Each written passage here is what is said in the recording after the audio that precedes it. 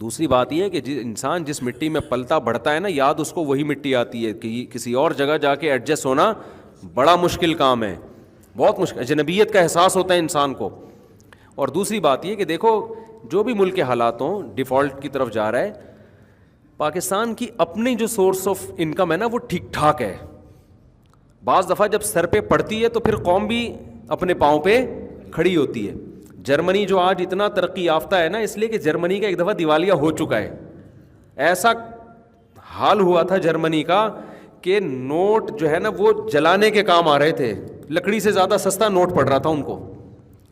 جب چپت پڑی ہے تو پھر اس قوم میں شعور پیدا ہوا نا.